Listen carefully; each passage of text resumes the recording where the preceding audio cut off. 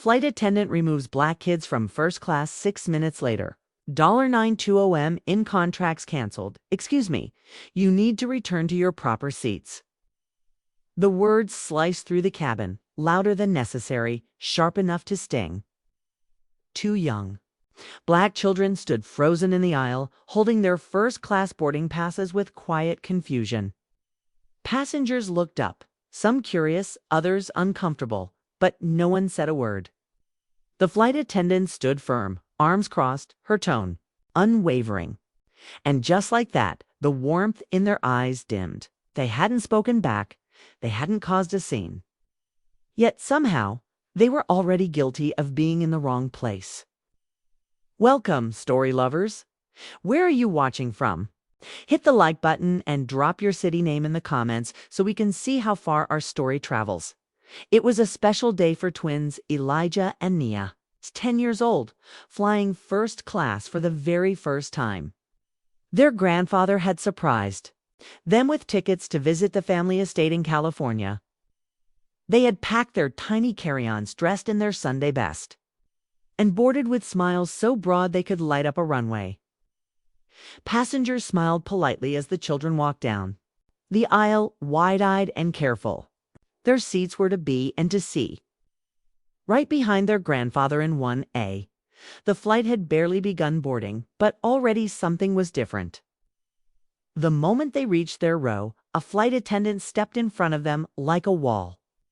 "You're not supposed to be up here," she snapped. Elijah held out their tickets, but the woman barely glanced. A chill ran through the cabin.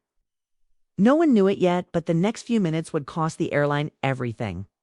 The flight attendant didn't just question them. She humiliated them. Without even scanning the tickets, she waved them off. "Coach is that way. You can't just wander into first class." The twins froze, unsure of what to do. Kaja's voice cracked. "But our seats are right here." He held the tickets higher this time, small hands trembling. Still, she refused even to look. Her voice grew louder, and the whispers began. A man near the window looked up from his newspaper. A woman nearby shifted uncomfortably but said nothing.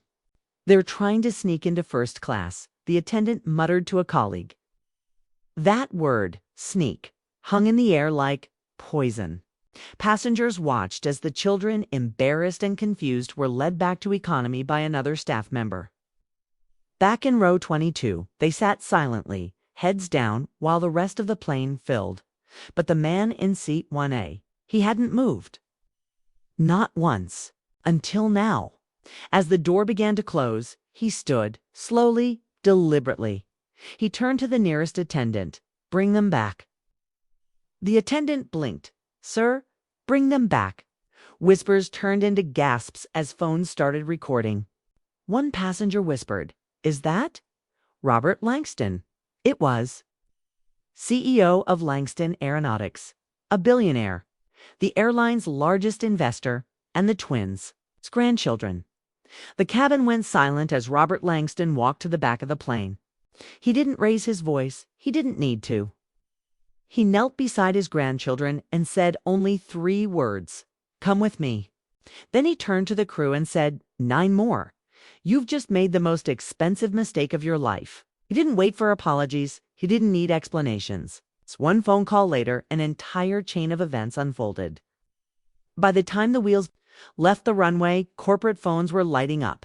Boardrooms were in crisis mode. 6 minutes, that's all it took. 'Cause Robert Langston wasn't just a customer. He was the company's future. And now that future had just flown away. Dear audience, if you're enjoying the story, don't forget to give it a like. It helps. The airline issued an apology, of course, but it came too late. Robert Langston canceled every active contract, every deal, every partnership, a total loss of $920 million in pending projects. But more importantly, the video went viral, not just for the power he held, but for the dignity his grandchildren were denied.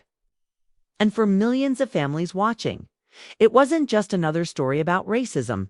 It was their story too. No child should have to prove they belong. No seat should be off limits because of skin color. What began as a silent humiliation turned into a global reckoning. One man using his power to make a statement felt by an entire industry. How many more quiet moments like this go unnoticed? Thanks for watching. Subscribe to our channel for more powerful stories and new videos. Take care.